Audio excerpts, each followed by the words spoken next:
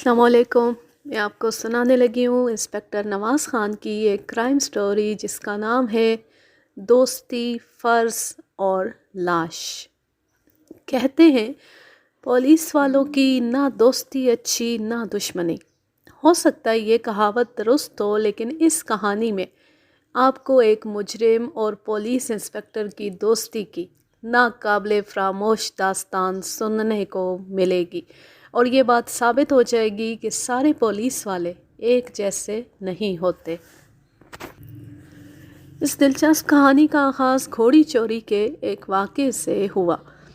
گاؤں کے کاشتکار دینو کی گھوڑی طویلے سے غائب ہو گئی۔ یہ اعلیٰ نسل کی بڑی تیز گھوڑی تھی۔ دینو کے پاس کسی کی امانت تھی۔ گھوڑی کے اصل مالک کا نام گلزار احمد تھا۔ گلزار احمد گاؤں کے ایک کھاتے پیتے زمیندار نذیر علی کا بیٹا تھا۔ شہر پڑھنے گیا ہوا تھا۔ مشہوری تھی کہ ڈاکٹر بن کر آ رہا ہے۔ یہ گھوڑی شہر ہی میں اسے کسی انگریز کلکٹر سے ملی تھی۔ گلزار اسے اپنے پاس ہاسٹل میں نہیں رکھ سکتا تھا، لہٰذا یہاں دینو کے پاس چھوڑ گیا تھا۔ دینو اس کے بچپن کا دوست تھا، لہٰذا بڑی اچھی طرح گھوڑی کی دیکھ بھال کر رہا تھا۔ پچھلی عید پر جب گلزار چند روز کے لیے گاؤں آیا تھا تو دینو نے صاف ستھری لشکاریں مارتی گھوڑی کو بڑے چاؤ کے ساتھ گلزار کے سامنے لا کھڑا کیا، اور گلزار 2-3 دن بڑے ٹھاٹھ سے گھوڑی پر فراٹے بھرتا رہا تھا۔ میں نے بھی یہ گھوڑی دیکھی تھی، واقعی بڑے کمال کی چیز تھی۔ اس وقت میں نے گلزار کو مشورہ دیا تھا کہ وہ اسے دھیان سے رکھے۔ رسہ گیری کے کیسوں میں عام طور پر ایسے ہی جانور غائب ہوتے ہیں، اور آج اس بات کے ٹھیک 6 ماہ بعد گھوڑی غائب ہو گئی تھی۔ صبح قریباً 8 بجے اس واقعے کی اطلاع تھانے پہنچی۔ ان دنوں میں سب انسپکٹر تھا۔ امرتسر کے مسافات میں یہ رام پوری نامی گاؤں کا تھانہ تھا۔ گاؤں میں 50% آبادی سکھوں کی اور باقی ہندوؤں اور مسلمانوں کی تھی۔ تھانہ گاؤں کی آبادی سے کچھ ہٹ کر تھا۔ دینو کا گھر تھانے سے بمشکل 100 گز دور ہوگا۔ تھانے کے اس قدر قریب واردات ہو جائے تو پولیس کو شرمندگی محسوس ہوتی ہے۔ اس وقت تو ہوتی تھی، آج کل کا پتہ نہیں۔ ویسے بھی چودھری نذیر کے بیٹے کی گھوڑی تھی، چھوٹا موٹا معاملہ نہیں تھا۔ میں 2 سپاہیوں کے ساتھ موقع واردات پر پہنچا۔ طویلہ ایک چھوٹے سے برآمدے میں تھا۔ بڑے بڑے دروں پر بوریے کے پردے لٹکائے گئے تھے۔ احاطے کی 4 دیواری خاصی اونچی تھی۔ گاؤں بھر میں سب سے مضبوط 4 دیواری شاید اسی طویلے ہی کی تھی۔ دیوار پر شیشے وغیرہ لگے ہوئے تھے۔ دیوار پھاند کر اندر آنا آسان نہیں تھا۔ دینو نے بتایا کہ رسہ گیر چھت کی طرف سے آیا ہے۔ اس نے چھت کی منڈیر دکھائی۔ یہاں 2 اینٹیں اکھڑی ہوئی تھیں اور ایک دیسی جوتی کی ایڑی کا مدھم نشان بھی تھا، یعنی رسہ گیر پہلے چھت پر پہنچا، وہاں سے لٹک کر 4 دیواری پر اترا اور پھر چھلانگ لگا کر صحن میں آ گیا تھا۔ اس نے بڑی ہوشیاری کے ساتھ دینو کے پاس سے گھوڑی کھولی تھی اور بیرونی دروازے کی کنڈی گرا کر نکل گیا تھا۔ میں نے اچھی طرح موقع واردات کا جائزہ لیا، دینو سے مختلف سوالات پوچھے اور ایک خاص نتیجے پر پہنچ گیا۔ مجھے تقریباً یقین ہو گیا تھا کہ یہ واردات اچھو نے کی ہے۔ اچھو ایک 6.25 فٹ لمبے اکھرے بدن کے تیز ترار نوجوان کا نام تھا۔ شانے چوڑے، پیٹ چیتے کی طرح کسا ہوا، گردن لمبی اور آنکھیں روشن۔ اچھو کا پورا نام محمد اشرف عرف اچھو تھا۔ 3-4 سال لاہور اور کراچی میں ٹیکسی چلاتا رہا تھا۔ شہر کی ہوا نے اسے خاصا خرانٹ کر دیا تھا۔ لڑائی بھڑائی کا شوق تو اسے شروع سے تھا۔ شہر کے بدماشوں اور غنڈوں سے واسطہ پڑا تھا تو اس کے ہاتھ میں اور صفائی آ گئی تھی۔ ٹانگ تو ایسے زور کی مارتا تھا کہ بندہ پھڑک کر رہ جاتا تھا۔ شہر میں ٹیکسی چلانے کے علاوہ اس نے 2 بار جیل کی ہوا بھی کھا لی تھی۔ یوں اس کے بگڑنے میں جو تھوڑی بہت کسر باقی تھی وہ بھی پوری ہو گئی تھی۔ میرے ساتھ اچھو کا یارانہ تھا۔ آپ سن کر حیران ہوں گے کہ ایک پولیس انسپکٹر سے چور بدماش کا کیسا یارانہ۔ دراصل یہ بھی ایک کہانی ہے۔ مختصر الفاظ میں یہ جان لیجئے کہ کوئی 1 سال پہلے اچھو نے ایک نازک موقع پر بڑی ہمت سے میری مدد کی تھی، بلکہ اگر میں کہوں کہ میری جان بچائی تھی تو غلط نہیں ہوگا۔ ان دنوں وہ نیا شہر سے واپس آیا تھا۔ برسات کے دن تھے۔ رامپور کے قریب سے گزرنے والا ڈیک نالہ زبردست طغیانی پر تھا۔ میں نالے کے پاس سے گزر رہا تھا کہ ایک عورت کی چیخیں سنی۔ وہ ایک ساتھ والے گاؤں سے بہتی ہوئی آئی تھی اور مدد کے لیے پکار رہی تھی۔ میں نے اسے بچانے کے لیے پانی میں چھلانگ لگائی، لیکن جب اس عورت کے قریب پہنچا تو معلوم ہوا کہ وہ 2 عورتیں، دونوں تیر تیر کر بے دم ہو چکی تھیں اور اب ڈوبنے کے قریب تھیں۔ وہ دونوں اس بری طرح مجھ سے لپٹیں کہ میرے لیے خود کو سنبھالنا بھی مشکل ہو گیا۔ پانی کا بہاؤ بہت تیز تھا۔ وہ 1 منٹ کے بعد ہمیں گاؤں سے قریباً 1 فرلانگ دور لے گیا۔ یہ نہایت مشکل وقت تھا۔ آج بھی یاد کرتا ہوں تو کپ کپی آ جاتی ہے۔ اس وقت میرے کان میں ایک للکارتی ہوئی آواز پڑی تھی، حوصلہ کر بھائیا، میں بھی آ رہا ہوں۔ پھر چند لمحے بعد میں نے لمبے تڑنگے اچھو کو اپنے قریب پایا۔ اس نے میرے ساتھ مل کر دیوانہ وار لہروں کا مقابلہ کیا تھا۔ ایک عورت تو ہمارے ہاتھوں سے نکل گئی تھی، لیکن دوسری کو ہم بچانے میں کامیاب رہے تھے۔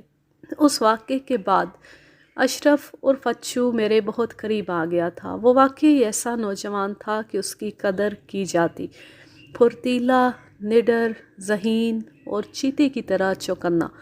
بس خامی اس میں یہی تھی کہ شریف نہیں تھا، اور یہ ایک خامی اس کی ساری خوبیوں پر بھاری تھی۔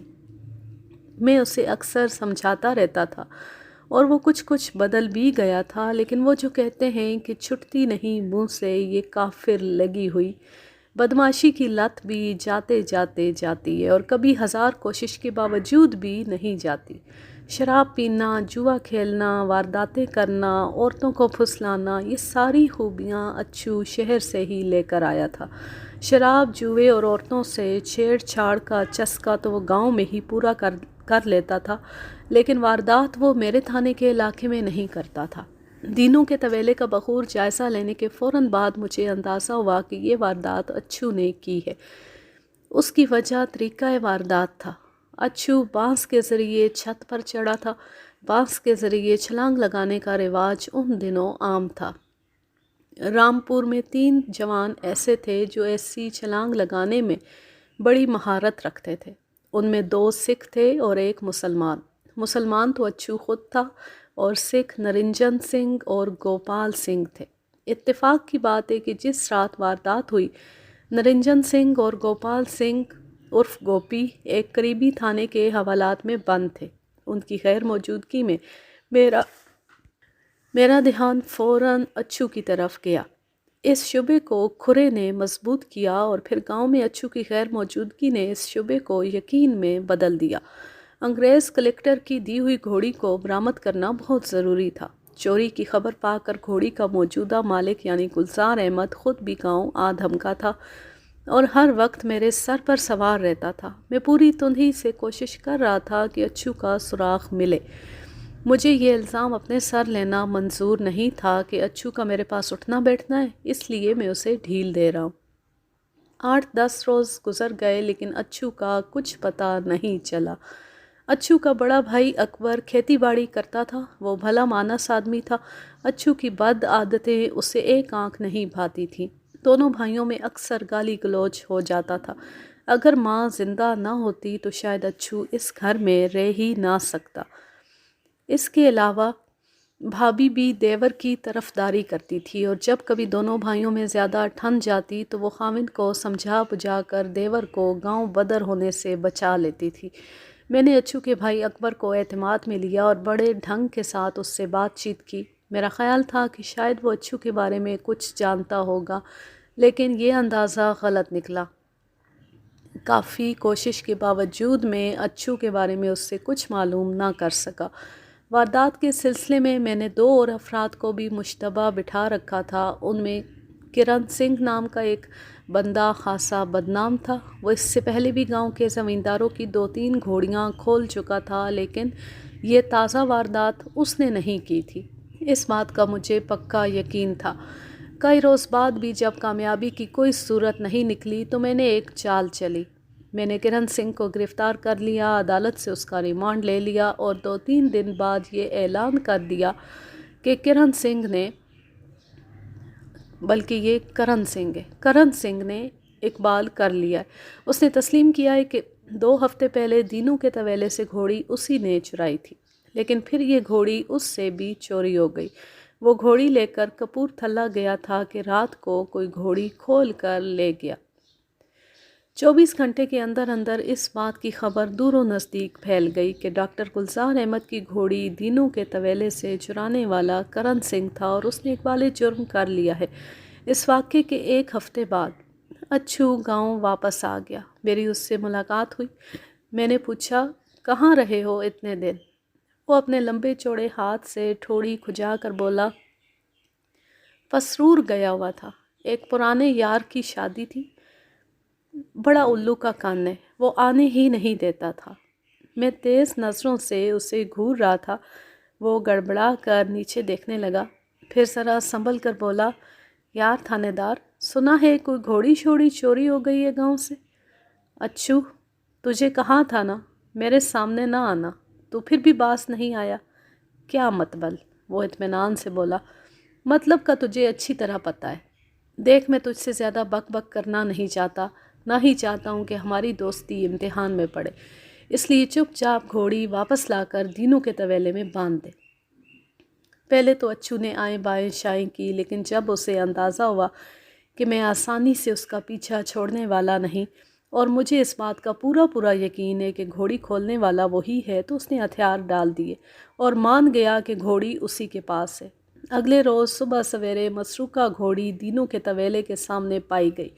گاؤں بھر میں کسی کو معلوم نہیں ہوا کہ گھوڑی نکالنے اور واپس لانے والا اچھو تھا۔ میں نے بھی اچھو پر کوئی کارروائی نہیں ڈالی۔ اس نے میری بات مان لی تھی، لہٰذا ضروری تھا کہ میں بھی اسے کچھ رعایت دوں۔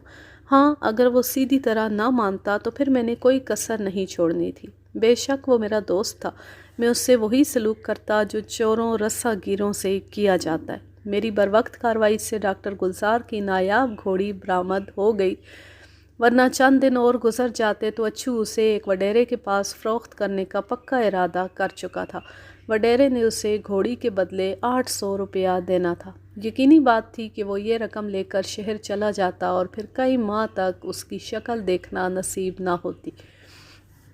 اس واقعے کے 2-3 ماہ بعد ہی گلزار احمد شہر سے گاؤں واپس آ گیا، یعنی مستقل طور پر آ گیا۔ وہ ڈاکٹری کی تعلیم مکمل کر چکا تھا اور اب امرتسر میں پریکٹس کا ارادہ رکھتا تھا۔ چونکہ گاؤں سے امرتسر کا فاصلہ زیادہ نہیں تھا، لہٰذا ڈاکٹر کو گاؤں میں ہی رہنا تھا۔ ڈاکٹر درمیانے قد کا، بانکا سجیلا نوجوان تھا، کھاتے پیتے گھرانے کا تھا، اور سب سے بڑی بات یہ کہ ڈاکٹر تھا۔ سارے گاؤں میں اس کا چرچا ہونے لگا۔ خاص طور پر گاؤں کی نوجوان لڑکیاں تو اسے کھڑکیاں کھول کر دیکھتیں اور آتے جاتے اس کی راہ میں آنکھیں بچھاتیں۔ کئی گھرانوں کی عورتیں اس چکر میں تھیں کہ چودھری نذیر کے گھر والوں کے ساتھ زیادہ سے زیادہ میل جول رکھا جائے۔ سب کو پتہ تھا کہ اب ڈاکٹر گلزار کی شادی ہونی ہے، اور ڈاکٹر گلزار نے یہ بات اڑائی ہوئی تھی کہ وہ گاؤں کی لڑکی سے شادی کرے گا۔ یہ بات اڑا کر ڈاکٹر گلزار نے بڑی ہوشیاری دکھائی تھی۔ میں پہلی بار ڈاکٹر کی صورت دیکھ کر ہی سمجھ گیا کہ وہ رنگ رنگیلا لڑکا تھا۔ شہر میں یارانے پالنے کے بعد اب وہ گاؤں میں آنکھ مٹکے کا مزہ لینا چاہتا تھا۔ ایک روز میں اور بلال شاہ تھانے کے صحن میں بیٹھے زمیندار اخبار پڑھ رہے تھے کہ اچھو وہاں آ دھمکا۔ گو وہ بدماشی میں پاؤں رکھتا تھا، لیکن اپنی ظاہری ٹیپ ٹاپ بھی رکھتا تھا۔ سفید تہبند بے داغ قمیض جس میں اکثر چاندی کے بٹن لگے ہوتے تھے، بالوں بھرے سینے پر سونے کا چمکتا ہوا کینٹھا، گرم چادر کو گردن کے پیچھے سے گزار کر دونوں پلو دائیں بائیں آزاد چھوڑ دیتا تھا۔ بالوں میں ہمیشہ مانگ نکال کر رکھتا تھا۔ اس روز وہ تھانے میں آیا تو کافی برہم دکھائی دیتا تھا۔ بلال شاہ نے ایک طرف کھسک کر اس کے لیے جگہ چھوڑ دی۔ بلال شاہ کو وہ بہن کا ویر کہہ کر مخاطب کرتا تھا۔ بہن کا ویر گالی تو نہیں تھی، لیکن بلال شاہ کو یہ خطاب بہت برا لگتا تھا، کیونکہ گالی کی طرح تھا۔ کوئی اور ایسی حرکت کرتا تو بلال شاہ اس کی جان لے لیتا، لیکن اچھو یہ بات اتنے پیار سے کرتا تھا کہ بلال شاہ پیچ و تاب کھانے کے سوا اور کچھ نہیں کر پاتا تھا۔ اچھو نے پھیکی سی مسکراہٹ ہونٹوں پر سجا کر بلال شاہ کی طرف دیکھا اور کہا، اوئے بہن کے ویر، تو یہاں کیا کر رہا ہے؟ چل ذرا مجھے تھانے دار صاحب سے ایک بات کرنے دے۔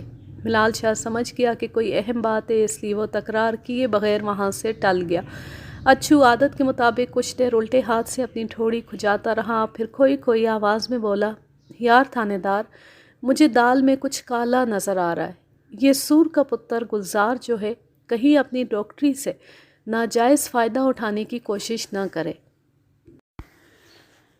یہ سور کا پتر گلزار جو ہے کہیں اپنی ڈاکٹری سے ناجائز فائدہ اٹھانے کی کوشش نہ کرے۔ میں کچھ سمجھا نہیں۔ یار یہ نوری بڑا جا رہی ہے ڈاکٹر کی طرف، اس نے دواخانہ کھولا ہے نا پل کے پاس، وہاں 2-3 دفعہ جا چکی ہے، کہیں کوئی گڑبڑ نہ ہو جائے۔ تیرا کام پکا ہے تو پھر گڑبڑ کی کیا فکر؟ تو نے بات کر لی ہے نا؟ بس کچی پکی سی بات ہے، پتہ نہیں کیا ہوتا ہے۔ مجھے اس کے پاس جا کر بڑی بڑی دبنگ کڑیاں دیکھی ہیں، لیکن سچی بات ہے یار، ایسے پسینے میرے کبھی نہیں چھوٹے۔ پچھلے سے پچھلے جمعے ایک شادی پر ملاقات ہوئی تھی، بات کرنے کا موقع بھی ملا، لیکن عین وقت پر 2-3 اور لڑکیاں ٹپک پڑیں، سارا ستیہ ناس ہو گیا۔ اچھو اور نوری کی بھی عجب کہانی تھی۔ نوری اس کی سگی خالہ کی بیٹی تھی، بچپن میں اکٹھے کھیلے تھے۔ اچھو کے دل میں شروع سے نوری کی محبت تھی، لیکن اپنی محبت کا اظہار وہ کبھی نوری سے نہ کر سکا۔ پھر وہ لاہور اور بعد میں کراچی چلا گیا، وہاں جا کر اس کا رہن سہن اور طور اتوار بالکل بدل گئے۔ اب وہ ایک حرانٹ بدماش تھا اور شہر میں کئی عورتوں کو جوانی کے جوہر دکھا چکا تھا، لیکن کچھ بھی تھا، نوری کی محبت اب بھی اس کے دل میں قائم و دائم تھی۔ جب ایک دفعہ پہلے وہ گاؤں واپس آیا تھا تو نوری کی بھرپور جوانی دیکھ کر بالکل ہی لٹو ہو گیا تھا۔ اس نے فیصلہ کیا تھا کہ جس طرح بھی ہو سکے نوری کو حاصل کرے گا۔ اس نے دل کی بات اپنے گھر والوں سے بھی کہہ دی تھی اور انہیں کہا تھا کہ وہ نوری کا رشتہ مانگے۔ اچھو کی والدہ خود بھی چاہتی تھیں کہ بیٹے کو بہن کی طرف بیاہیں، لیکن بیٹے کے لچھن بھی نظر میں تھے، لہٰذا سب گھر والوں نے مل جل کر اچھو کو سمجھایا تھا کہ وہ اپنے طور اتوار ٹھیک کرے اور پہلے خود کو نوری کے قابل بنائے۔ اچھو کے دل کو نوری کچھ ایسی لگی تھی کہ وہ اس کے لیے سب کچھ کرنے پر تیار ہو گیا۔ اس نے بری صحبت میں اٹھنا بیٹھنا بہت کم کر دیا تھا، وارداتیں بھی تقریباً چھوڑ دی تھیں، اور اگر کبھی کرتا بھی تھا تو کسی کو کانوں کان خبر نہ ہوتی تھی۔ ویسے بھی علاقے کا ماحول اس طرح تھا کہ جو گبرو 3-4 بار پولیس کے چھتر نہ کھا لے اسے گبرو ہی نہیں سمجھا جاتا تھا۔ آ جا کے مسئلہ روزگار کا تھا۔ اچھو کو ٹیکسی چلانے کے سوا اور کوئی کام نہیں آتا تھا اور گاؤں میں ٹیکسی چلائی نہیں جا سکتی تھی۔ بھائی کے ساتھ مل کر ہل چلانا یا کھیت مزدوری کرنا وہ اپنی شان کے خلاف سمجھتا تھا۔ نت نئے کپڑے اور لشکارے مارتی جوتی پہن کر پھرنا اس کا محبوب مشغلہ تھا، اور چھوٹی موٹی استادیاں دکھانے سے جو پیسے ملتے تھے ان سے گزارا چلتا تھا۔ لیکن ایک بات بڑے مزے کی تھی، بے حد حرانٹ اور نڈر ہونے کے باوجود جب اچھو نوری کے سامنے جاتا تو اس کی بولتی بند ہو جاتی تھی۔ لڑکیوں اور مٹیاروں کے سلسلے میں اس کا سارا تجربہ دھرے کا دھرا رہ جاتا تھا اور وہ کوشش کے باوجود اس سے ایک لفظ نہیں کہہ پاتا تھا۔ پچھلے 1 برس میں وہ کم از کم 10 دفعہ اپنی خالہ زاد سے اظہار محبت کی کوشش کر چکا تھا، لیکن ناکامی ہوئی تھی۔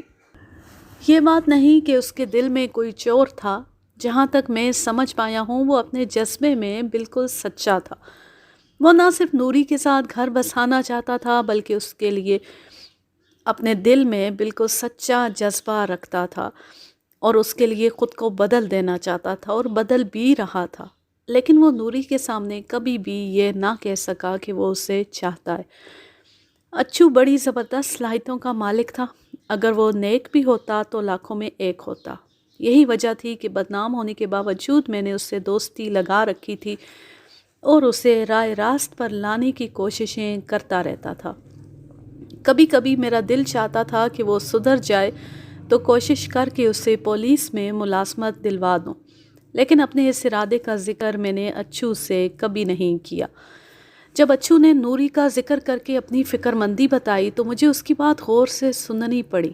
مجھے یقین تھا کہ اگر اچھو کو بدلنے میں میری کامیابی کا امکان 20% ہے تو نوری کا 90% ہے۔ میں نے اس سے پوچھا، بھائی اگر وہ ڈاکٹر کے پاس گئی ہے تو درجنوں دوسری عورتیں بھی جاتی ہیں، تمہیں اس میں کیا خطرہ ہے؟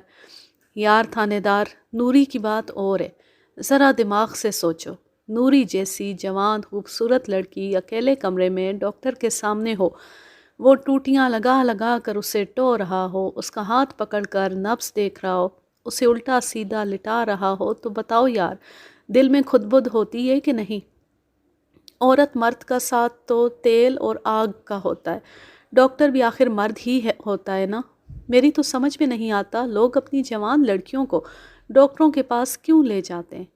اچھو، یہ سارا تیرے ذہن کا گند ہے۔ ڈاکٹری بڑا مقدس پیشہ ہے، لاکھوں میں کوئی ایک برا ہو تو اور بات ہے، ورنہ یہ بڑی بھلی مانس مخلوق ہوتی ہے۔ تیری میری طرح اگر یہ سوچنے لگیں تو پھر ان کا کام چل چکا۔ تھوڑی دیر اچھو اور مجھ میں اس بارے میں گفتگو ہوئی اور پھر بات آئی گئی ہو گئی۔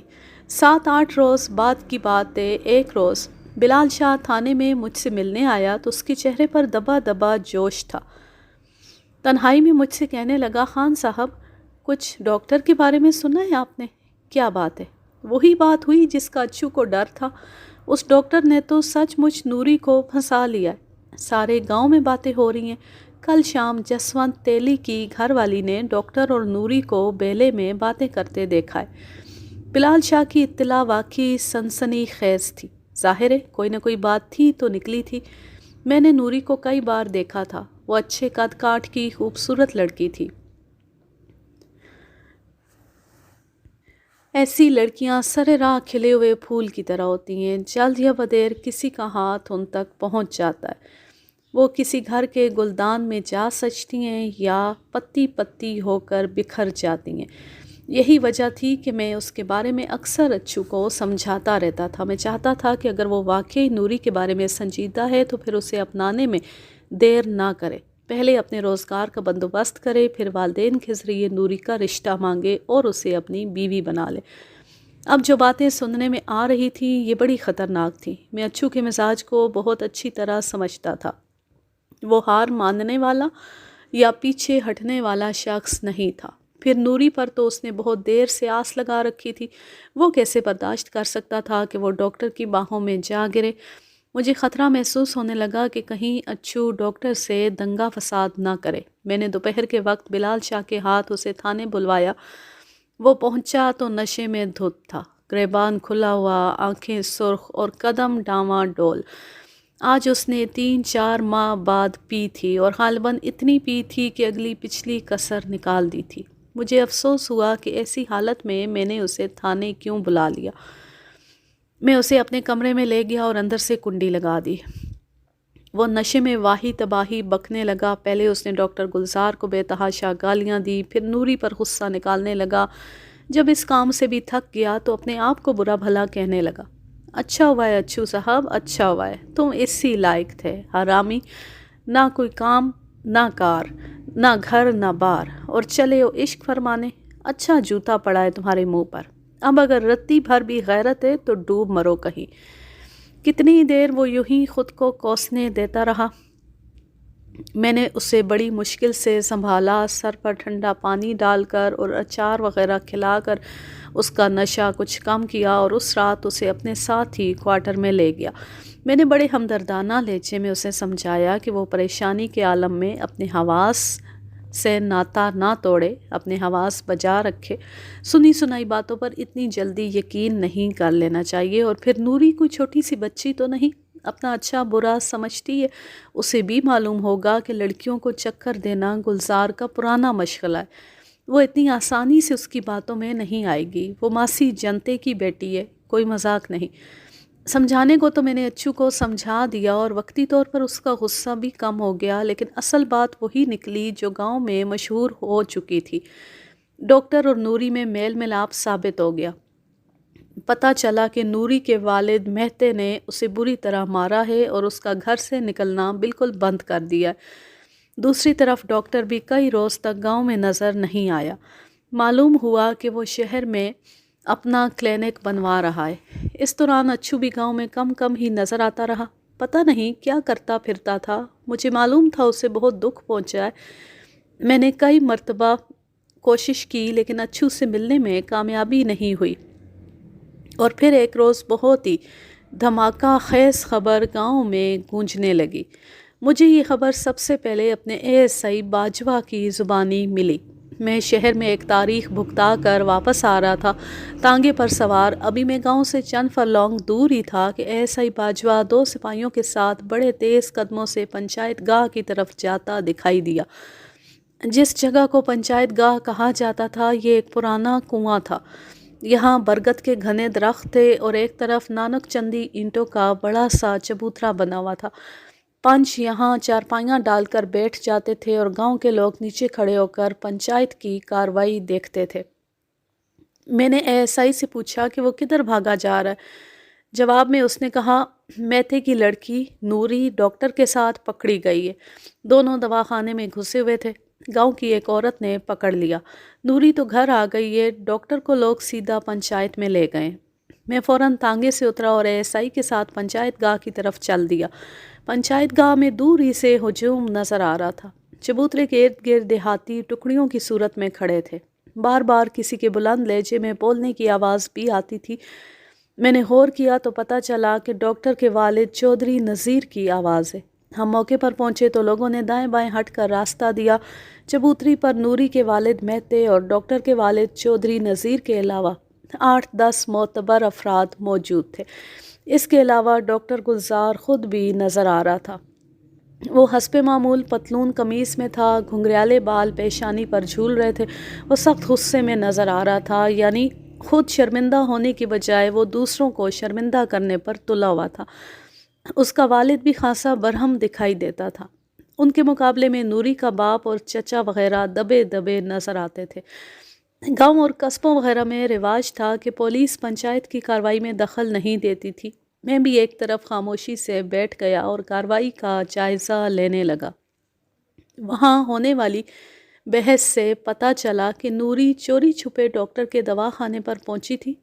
جیسا کہ میں نے بتایا ہے، یہ دواخانہ گاؤں کی آبادی سے کچھ ہٹ کر تھا۔ ظہر سے پہلے دواخانہ بند ہو جاتا تھا، پھر ڈاکٹر گلزار امرتسر چلا جاتا تھا یا گھر واپس آ جاتا تھا۔ ایک بوڑھے نوکر ہاشو کے علاوہ رات بھر دواخانے میں اور کوئی نہیں ہوتا تھا، لیکن آج ڈاکٹر دواخانے میں ہی تھا۔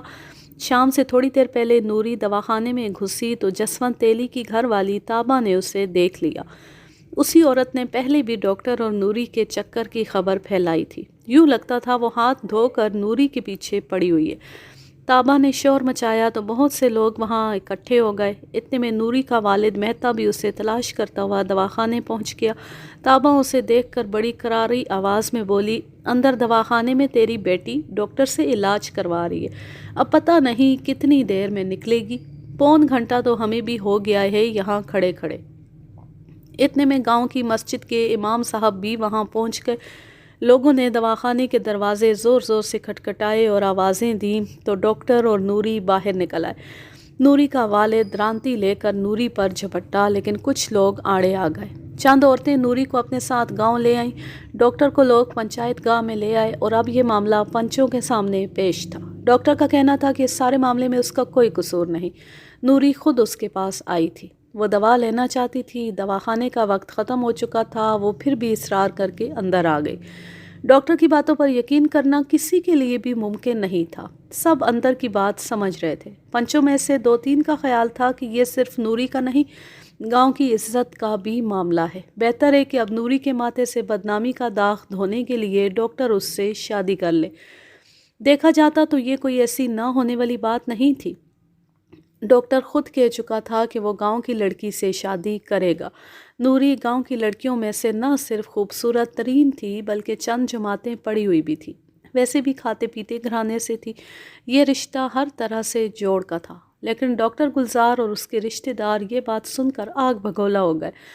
سب سے زیادہ چودھری نذیر گرج رہا تھا، یہ کبھی نہیں ہو سکتا، میرا بیٹا ایسا گرا پڑا نہیں کہ مہتے جیسے بندے کا داماد بنے، نوری جیسی لڑکی کو تو میں نوکر نہ رکھوں، بہو بنانا تو دور کی بات ہے۔ اس تنازع پر 1.5-2 گھنٹے گرما گرم بحث ہوئی۔ بحث میں چودھری نذیر کا پلہ ہر طرح سے بھاری تھا۔ مہتا ایک تو حیثیت میں کمزور تھا، دوسرے صورتحال بھی اس کے حق میں نہیں تھی۔ جوان بیٹی کے اٹھائے ہوئے ایک غلط قدم نے اسے ہر نگاہ کے سامنے شرمسار کر دیا تھا۔ رات گئے پنچایت کسی فیصلے پر پہنچے بغیر ختم ہو گئی۔ جوان لڑکی کی آبرو کانچ کے نازک پھول کی طرح ہوتی ہے، گناہ کی دھوپ نہ بھی پڑے تو بدنامی کی ہلکی سی ٹھیس سے ٹوٹ جاتا ہے۔ نوری کے ساتھ بھی یہی کچھ ہوا۔ وہ بد چلن نہیں تھی، لیکن ڈاکٹر کی لچھے دار باتوں کا شکار ہو کر بدنامی کی ٹھوکروں میں آ گئی۔ وہی لڑکی جو کل تک پورے گاؤں کی آنکھ کا تارا تھی اور جس کا سرخ پھندنوں والا پراندہ ہر گلی میں لشکارے مارتا پھرتا تھا، ذلیل و خوار ہو کر رہ گئی تھی۔ اس کی ماں نے اسے باپ کے قہر سے بچانے کے لیے قریبی گاؤں سہارنپور بھیج دیا تھا۔ سہارنپور میں نوری کی خالہ رہتی تھی۔ چند روز بعد اس واقعے کا شور کچھ کم ہوا تو نوری کی شادی کی بات ہونے لگی۔ بلال شاہ کو ایسی باتوں کا بہت پتہ ہوتا تھا۔ کسی سے رشتہ جوڑنا تو بلال شاہ کے بائیں ہاتھ کا کھیل تھا۔ آج کل اس نے نوری کی ماں سے بھائی کا رشتہ جوڑا ہوا تھا۔ نوری کی ماں کی ایک عجیب عادت تھی، وہ مٹی کھاتی تھی۔ خالص اور چکنی مٹی کی تلاش میں وہ بعض اوقات دور تک نکل جاتی، نہر یا ڈیک نالے کی تہہ سے گاچی جیسی مٹی ڈھونڈ کر لاتی، اسے دھوپ میں سکھاتی اور بڑے اہتمام سے کھاتی۔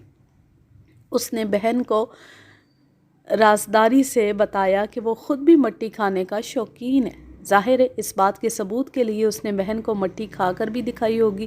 یوں وہ دونوں مٹی خور بہن بھائی بن چکے تھے۔ اس رشتے کے سبب بلال شاہ کو نوری کے گھر میں ہونے والی ہر بات کی خبر رہنے لگی۔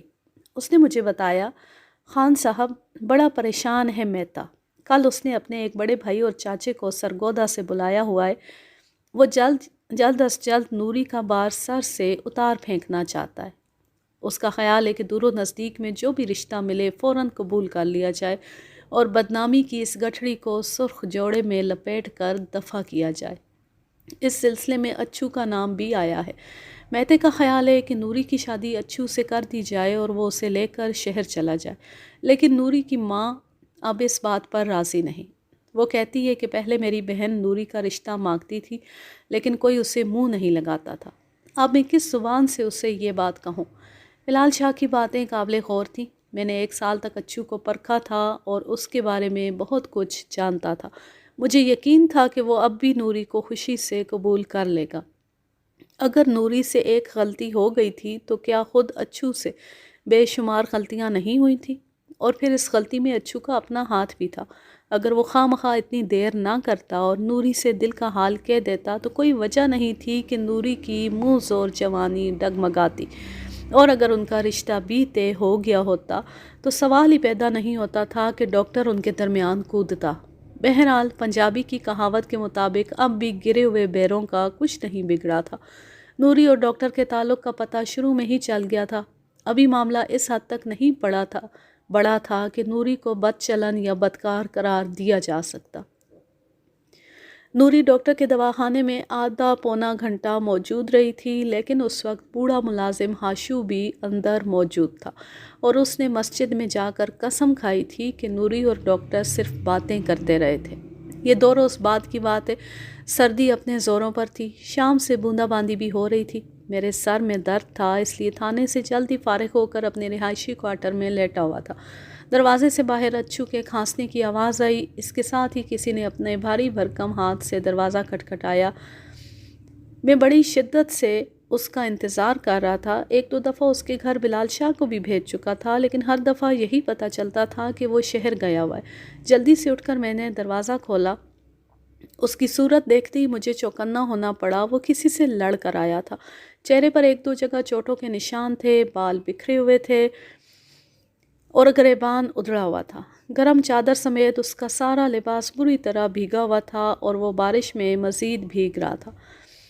کیا کارنامہ کر کے آئے ہو؟ کارنامہ تو نہیں کیا، ایک چھوٹا سا فرض پورا کیا ہے۔ مثلاً اس کتی کے پتر کو عشق بازی کا مزہ چکھایا ہے۔ گلزار کی بات کر رہے ہو؟ پوری بات بتاؤ۔ کوئی لمبی چوڑی بات نہیں، میں آج اس کے دواخانے گیا تھا، امرتسر والے دواخانے۔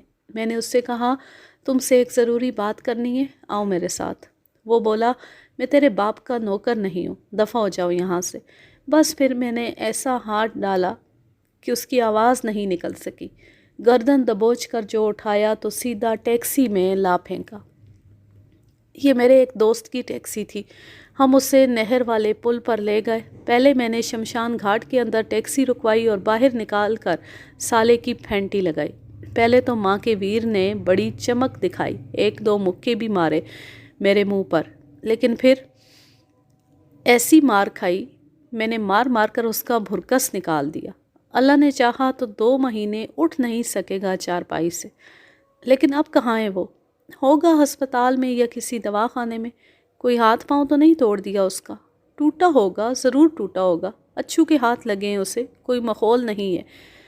یہ دفعہ 302 کا کیس تھا، 320 کا کیس تھا۔ میں جلد از جلد حساب لگانے لگا کہ پرچہ کٹایا گیا تو قانون کے دائرے میں رہ کر اچھو کے ساتھ زیادہ سے زیادہ رعایت کیا ہو سکتی ہے۔